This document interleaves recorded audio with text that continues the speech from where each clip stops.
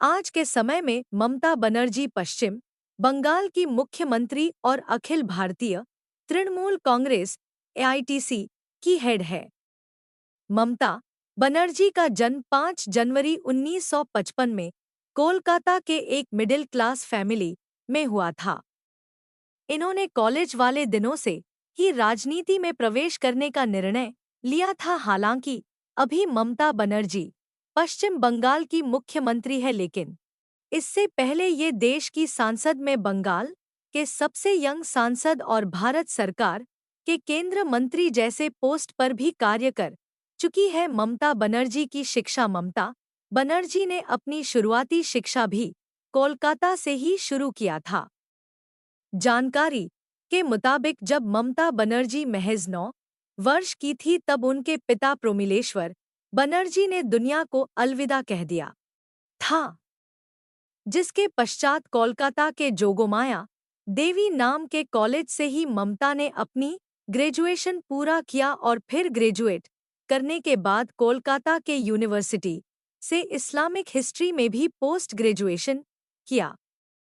इतना ही नहीं बल्कि ममता ने जोगेश सी चौधरी लॉ नाम के कॉलेज से भी कानूनी की डिग्री को भी प्राप्त किया है। महज 15 वर्ष की आयु में जुड़ी थी कांग्रेस पार्टी से 70 के दशक में। जब ममता बनर्जी की आयु महज 15 वर्ष थी तब इन्होंने कांग्रेस पार्टी से जुड़ने का सोचा और जुड़ी भी। यही नहीं, कहा यह भी जाता है कि सबसे पहले 1976 में ममता बनर्जी ने एक पदाधिकारी के रूप में अपना कार्य संभाला था। इससे पहले पश्चिम बंगाल में 1975 के दौरान ममता को महिला कांग्रेस की निजी सेक्रेटरी के तौर पर भी नियुक्त किया गया था, जिसके पश्चात 1978 में जिला कांग्रेस कमेटी के सेक्रेटरी के तौर पर भी ममता को नियुक्त किया गया। मुख्यमंत्री के रूप में ममता बनर्जी ने 10 वर्ष का कार्यकाल पूरा कर लिया। पश्चिम बंगाल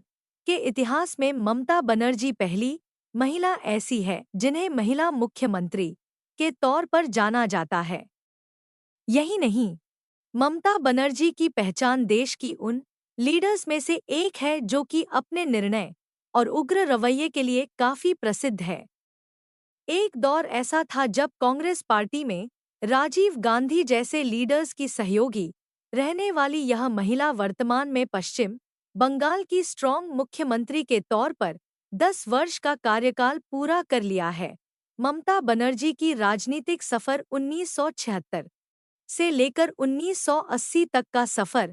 आपको बता दूं कि 1978 से लेकर 1980 तक के सफर के दौरान ममता बनर्जी ने पश्चिम बंगाल में एक महिला कांग्रेस आई की महासचिव के रूप में कार्य किया। 1978 से लेकर 1981 तक का सफर।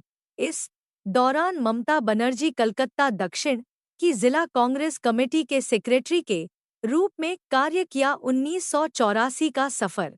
1984 के सफर के दौरान ममता बनर्जी को 8वीं बार लोकसभा के मेंबर्स के रूप में चुना गया।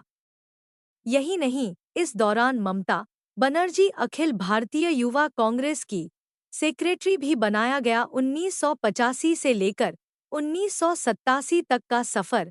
इस वर्ष के दौरान ममता बनर्जी को अनुसूचित जाति एवं अनुसूचित जनजाति की समिति की मेंबर भी बनाया गया। 1987 से लेकर 1988 तक का सफर।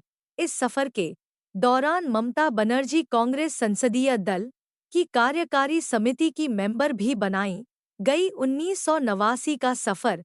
इस सफर के दौरान ममता को स्टेट की प्रदेश कांग्रेस कमेटी की कार्यकारी समिति की मेंबर भी बनाया गया। 1990 का सफर।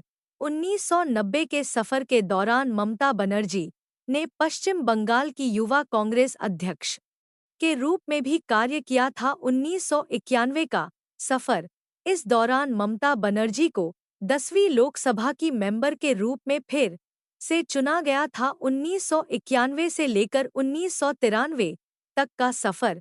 इस सफर में ममता बनर्जी को युवा मामले और गेम ऑफिस एवं मानव संसाधन विकास, महिला एवं बाल विकास की राज्य मंत्री बनाने का भी निर्णय लिया गया था 1998 के सफर 1998 के दौरान ममता बनर्जी को फिर से लोकसभा के मेंबर के रूप में चुना गया था। 1999 से लेकर 2001 तक का सफर 13 अक्टूबर 1999 से लेकर 16 मार्च 2001 के दौरान ममता बनर्जी रेलवे की केंद्रीय कैबिनेट मंत्री के रूप में भी कार्य किया था। 2001 से लेकर 2003 तक का सफर इन दिनों ममता बनर्जी को व्यवसाय विभाग की एडवाइस समिति की मेंबर बनाया गया। 2004 का सफर इस सफर के दौरान ममता बनर्जी कोयला और खदान की केंद्रीय कैबिनेट मंत्री के रूप में कार्य किया। 2006 का सफर 5 अगस्त 2006 के सफर के दौरान ममता बनर्जी को गृह मामलों की समिति की मेंबर बनाया गया था। 2009 साल 2009 के दौरान ममता बनर्जी को कुल 15वीं बार फिर से लोकसभा के मेंबर बनाया गया। 2011 का सफर 9 अक्टूबर 2011 के सफर के दौरान ममता बनर्जी ने 15वीं बार लोकसभा की मेंबरशिप से इस्तीफा देने का सोचा और इस्तीफा दे भी दिया। 2011 20 मई 2011 के सफर में ममता बनर्जी को एक बड़ा कामयाबी हासिल हुआ और वे पश्चिम बंगाल की मुख्यमंत्री बन गई। 2016 से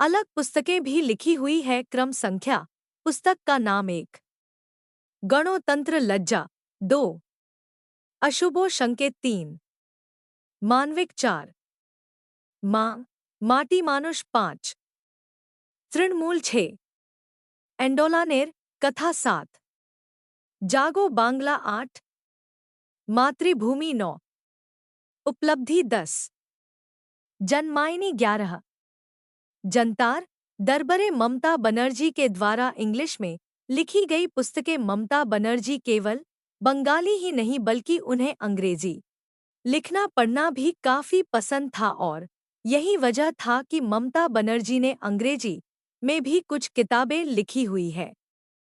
तो चलिए जानते हैं उन किताबों के नाम के बारे में, जो कि इस प्रकार है। पुस्तक का नाम 1 डार्क होराइजन गहरा क्षितिज 2 smile Muskan 3 struggle of experience अस्तित्व का संघर्ष 4 स्लॉटर ऑफ डेमोक्रेसी लोकतंत्र की हत्या।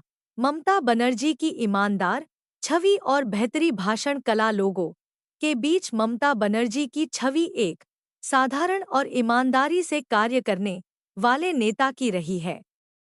ममता बनर्जी अपने अद्भुत भाषा की कला से भी बंगाल की जनता का दिल जीत रही है। यही नहीं, ममता अपने भाषण के दौरान टैगोर और अन्य कवियों की भी उदाहरण देती हुई दिखाई देती है। ममता अपनी अद्भुत भाषण की कला से जनता को उत्साहित करती है और यही वजह है कि बंगाल की जनता ममता को इतना पसंद करती है और बार बार अपने मुख्यमंत्री के तौर पर चुनती है। ममता बनर्जी की उत्तराधिकारी कई लोगों का यह सवाल है कि आखिर ममता बनर्जी की उत्तराधिकारी कौन है। वैसे यह सवाल काफी दिलचस्प भी है, लेकिन आपको बता दूं कि अब तक ममता बनर्जी ने अपने उत्तराधिकारी का ऐलान नहीं किया है। लेकिन कई जगहों से यह जानकारी प्राप्त हुई है कि ममता बनर्जी अपना उत्तराधिकारी अभिषेक बनर्जी को बना सकती है और हो सकता है कि अखिल भारतीय तृणमूल कांग्रेस एआईटीसी की जिम्मेदारी आने वाले समय में अभिषेक बनर्जी संभाल सकते हैं। अभिषेक बनर्जी ममता के भतीजे हैं, यानी कि ममता के भाई के बेटे अभिषेक बनर्जी है। वर्ष 2012 में कि अभिषेक बनर्जी की शादी रुजना बनर्जी के साथ हुई थी। जानकारी के मुताबिक अभिषेक बनर्जी के 2 बच्चे हैं। यह भी कहा जाता है कि ऑफिशियल नहीं, लेकिन ममता बनर्जी ने अनौपचारिक रूप से अभिषेक बनर्जी को अपना उत्तराधिकारी मान लिया है।